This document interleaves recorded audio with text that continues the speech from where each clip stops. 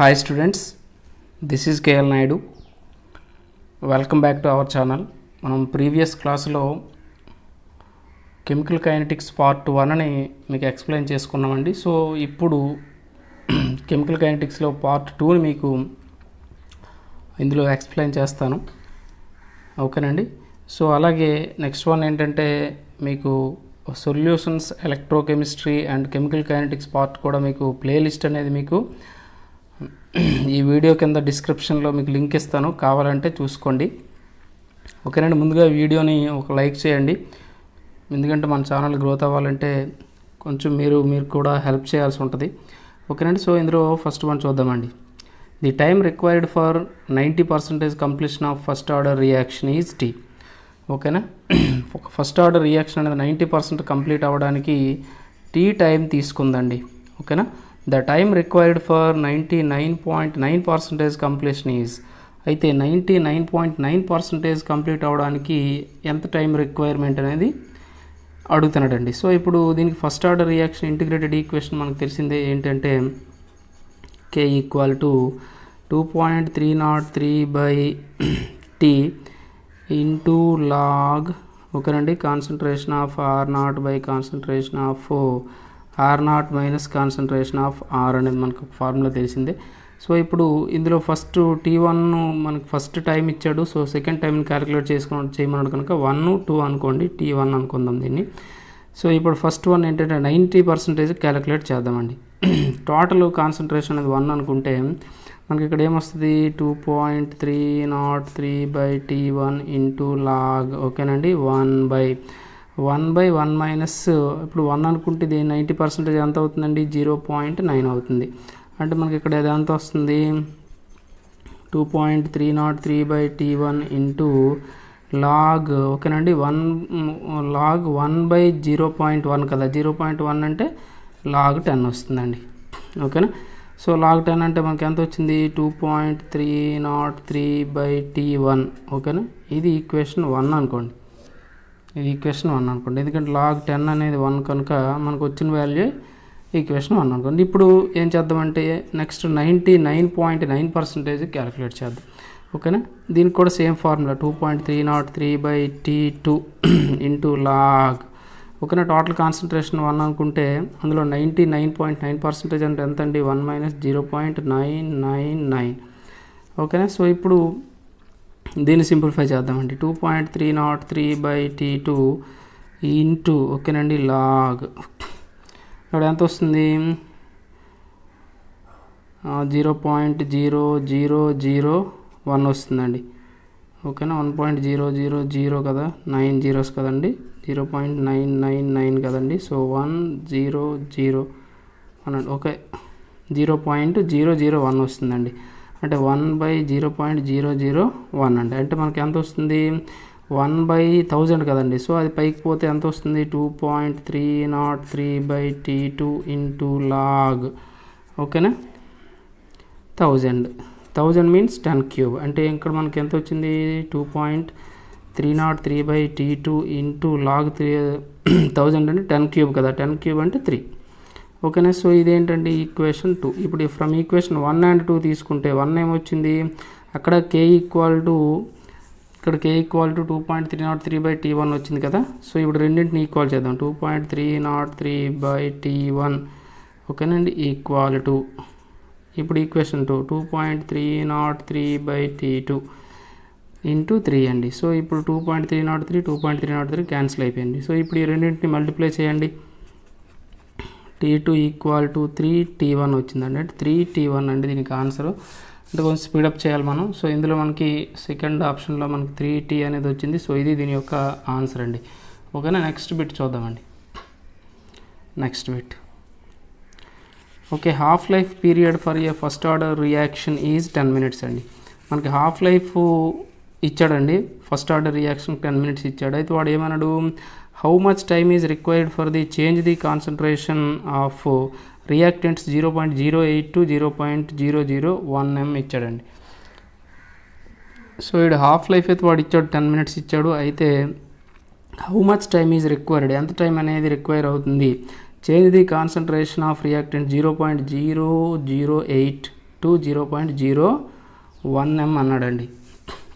అంటే చాలా ఈజీగా మనం దీనికి ఆల్రెడీ వాడు ఒక హాఫ్ టైం 10 minutes ఇచ్చాడు కనుక 0.08 నుంచి హాఫ్ అంటే ఎంత అండి 0.04 కదా, దీంట్లో హాఫ్ అంటే ఎంత అండి 0.02 కదండి, దీంట్లో హాఫ్ ఎంత అండి 0.01 అండి. అదే కదా వాడు అడిగాడు 0.01 అడిగాడు కదండి. సో ఇక్కడ 10 minutes పడుతుందండి టైం, ఇక్కడ 10 minutes అండి. ఓకేనా, ఇది ఒక 10 minutes అండి. అంటే టోటల్ 10 + 10 + 10 ఎంత అండి 30 minutes అండి. సో ఇలా కూడా ఆన్సర్ ఇది ఈజీగా మనం ఇలా క్యాలిక్యులేట్ చేయొచ్చు. ఇదిగో 30 minutes వచ్చింది.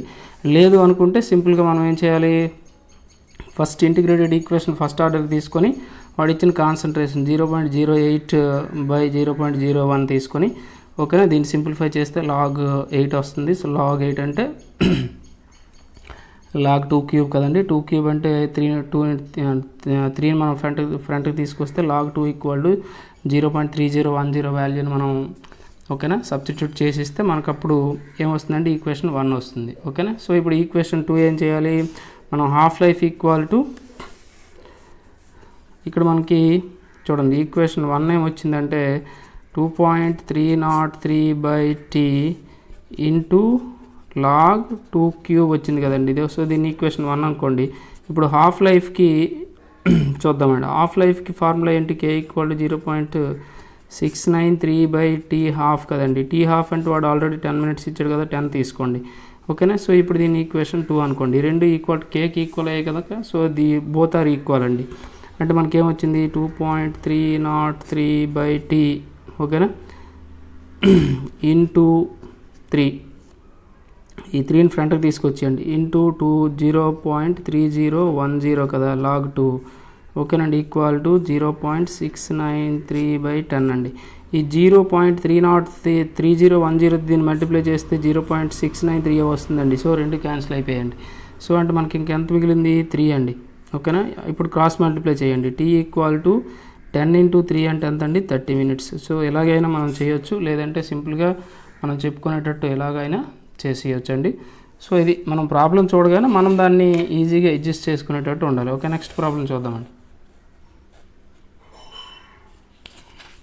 Next problem, the rate constant of A reaction is ఓకేనండి 2.1 × 10⁻²⁻² L² ఓకేనండి minute inverse the order of the reaction. So మనకి ఆ రేట్ కాన్స్టెంట్ వాల్యూస్ అయితే ఇచ్చాడు, అలాగే యూనిట్స్ ఇచ్చాడు, అది ఏ ఆర్డరో క్యాలిక్యులేట్ చేయమన్నాడు. జనరల్గా రేట్ కాన్స్టెంట్కి యూనిట్స్ రేట్ కాన్స్టెంట్ అంటే కే అండి. కే యొక్క యూనిట్స్కి ఫార్ములా ఏంటంటే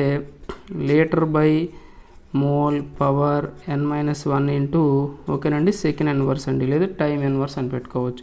సో ఇప్పుడు ఇది ఏ ఆర్డరో మనకు తెలియాలంటే ఇక్కడ ఎందుకంటే మనకు ప్రాబ్లంలో స్క్వేర్స్ కనిపిస్తున్నాయి, మోల్ పవర్ -2 L² కనిపిస్తున్నాయి కనుక ఈ n 3 తీసుకుంటే n = 3 తీసుకున్నాం అనుకోండి. సో అప్పుడు ఏమొస్తుంది L/mol n = 3 కనుక 3 - 1 ఇంటూ సెకండ్ ఇన్వర్స్. సో అప్పుడు ఎంత వస్తుంది 2 అంటే L² మోల్ పవర్ -2 ఓకేనండి సెకండ్ ఇన్వర్స్. సో అదే కదా వాడు ఇచ్చిన units mole inverse L² minute inverse అంటే మినిట్ ఇన్వర్స్ తీసుకోండి, సెకండ్ ఇన్వర్స్ కాదు, టైం మినిట్ ఇన్వర్స్ తీసుకోండి. ఓకేనా, సో ఇప్పుడు ఈ స్క్వేర్లు దేనికి వచ్చి n = 3 అయితే వచ్చింది కనుక అది ఏ ఆర్డర్ అండి, థర్డ్ ఆర్డర్ రియాక్షన్. చాలా ఈజీగా ఇటువంటి చెప్పవచ్చు, మనం ఇక్కడ ఆ వాల్యూస్ ఏం క్యాలిక్యులేట్ చేయకుండా డైరెక్ట్గా చెప్పవచ్చండి. ఓకేనా, నెక్స్ట్ చూద్దాం, నెక్స్ట్ ప్రాబ్లం చూద్దామండి.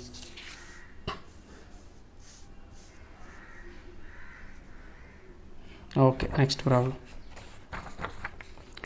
సో ఇప్పుడు ఫర్ ఏ సింగిల్ స్టెప్ చూడండి, for a single step reaction x + 2y = products the molecularity is అంటే సింపుల్గా x + 2y కదండి ఈక్వల్ టు ప్రోడక్ట్ అన్నాడు. సో ఇక్కడ మోల్స్ ఎంత అండి 1 + 2 మాలిక్యూల్స్ టోటల్ ఎంత అండి 3. So it is a try molecular అని చెప్పుకుంటాం, ట్రై మాలిక్యులర్. సో ఇది మనకి థర్డ్ వన్ అండి, 1 + 2 = 3 కనుక it is a trimolecular reaction అని చెప్పుకుంటాం. ఓకే, నెక్స్ట్ బిట్ చూద్దామండి.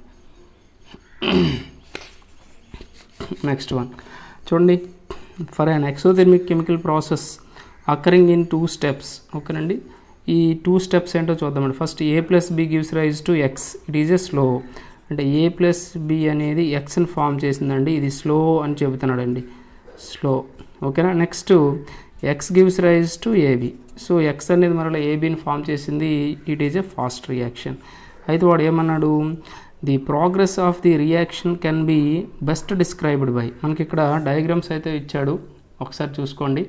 ఇందులో ఏది కరెక్ట్గా ఎక్స్ప్లెయిన్ చేస్తుంది అన్నాడు. ఇక్కడ మనకు 2 స్టెప్స్ ఇచ్చాడు, ఒకటి స్లో అన్నాడు, ఒకటి ఫాస్ట్ అన్నాడు. సో ఇది ఆ 2 స్టెప్స్ని ఇండికేట్ చేయలేదు, డైరెక్ట్గా మనకు ఇక్కడ చూపిస్తుంది. ఇక్కడ చూడండి, ఎక్స్ అనేది అంటే ఒకటి ఫాస్ట్గా ఒకటి స్లోగా ఉండేటట్టు మనకి ఇక్కడ ఏం కనిపించలేదు, సింగిల్గా కనిపిస్తుంది కనుక ఇట్ ఈజ్ రాంగ్ అండి. సో ఇప్పుడు ఇక్కడ చూడండి, a+b gives rise to X అనేది ఇచ్చాడు, అండ్ ఎక్స్ నుంచి మనకి ఏబి అనేది ఫామ్ అయ్యేటట్టు చూపించాడు. బట్ మీరు సింపుల్గా అబ్జర్వ్ చేయాల్సింది ఏంటి అంటే, ఇప్పుడు ఇటువంటి అప్పుడు గ్రాఫ్ అనేది మనకి ఎలా వస్తుందంటే, స్లో స్టెప్కి ఎక్కువ యాక్టివేషన్ ఎనర్జీ అనేది వస్తుందండి. స్లో స్టెప్కి ఎక్కువ యాక్టివేషన్ ఎనర్జీ వస్తుంది. సో తరువాత వాడు ఏమన్నాడు, ఫాస్ట్ అన్నాడు. ఫాస్ట్ అంటే యాక్టివేషన్ ఎనర్జీ లో అయిపోతుంది.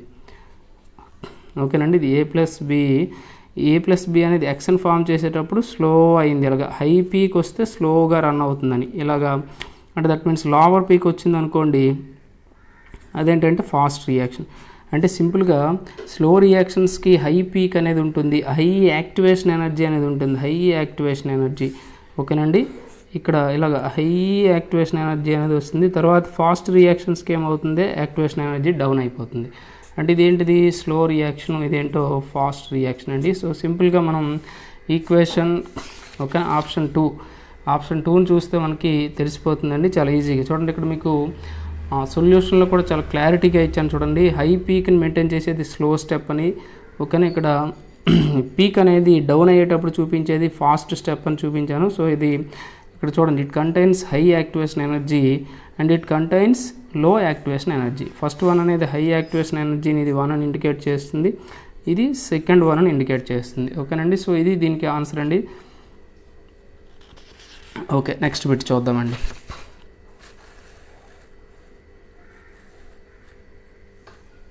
ఓకేనండి, next one, the potential energy diagram for a reaction R gives rise to P is given below. ఓకేనండి, ఇలా పొటెన్షియల్ ఎనర్జీ డయాగ్రామ్. సో ఇక్కడ మనకు పి అనేది ఇండికేట్ చేస్తుంది ఇక్కడ వై యాక్సిస్ పైన, ఇక్కడేమో రియాక్షన్ కోఆర్డినేట్స్ అనేవి మనకి ఎక్స్ యాక్సిస్ పైన ఓకేనండి డిస్ప్లే అవుతుంది. సో అయితే వాడు ఏమన్నాడు చూద్దామండి. Delta H of the reaction corresponds to the energy అన్నాడండి. సో డెల్టా హెచ్ అనేది మనకి ఇక్కడ దేన్ని ఇండికేట్ చేస్తుంది, జనరల్గా డెల్టా హెచ్ అంటే మనకి ఫార్ములా ఏంటంటే ఓకేనా, డెల్టా హెచ్ ఫార్ములా ఏంటంటే హెచ్పి మైనస్ హెచ్ఆర్ అండి. అంటే heat of products minus heat of reactants, that means delta H అండి.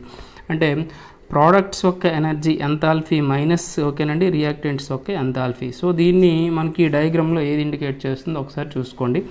సో ఇక్కడ రియాక్టెంట్స్ యొక్క ఎనర్జీ లెవెల్ని మనకి ఇది ఇండికేట్ చేస్తుంది.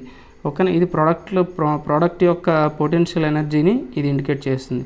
సో రెండింటి యొక్క ఎనర్జీ లెవెల్కి డిఫరెన్స్ ఎంత అంటే మనకి ఇక్కడ చూడండి క్లారిటీగా కనిపిస్తుంది కదా. సో డయాగ్రామ్ ఎలా తీసుకున్నాం ఓకేనా. సో రియాక్టెంట్ ఎలా తీసుకున్నాం, ప్రోడక్ట్ అనేది ఇక్కడికి వచ్చింది, ఇది రియాక్టెంట్ యొక్క లెవెల్ అండి, ఇది ప్రోడక్ట్ యొక్క లెవెల్ అండి. సో రెండింటి యొక్క ఎనర్జీ లెవెల్స్ అనేవి డిఫరెన్స్ ఎంత అంటే ఇదే కదండి. సో ఇది మనకి సి ఇండికేట్ చేశాడు ఓకేనండి, ఇది ఆర్, ఇది P.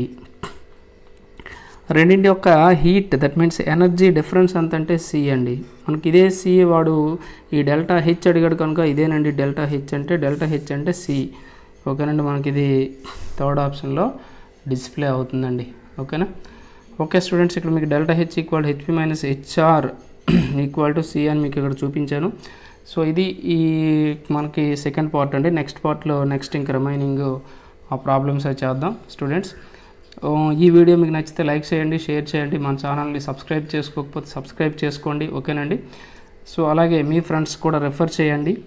Thank you very much.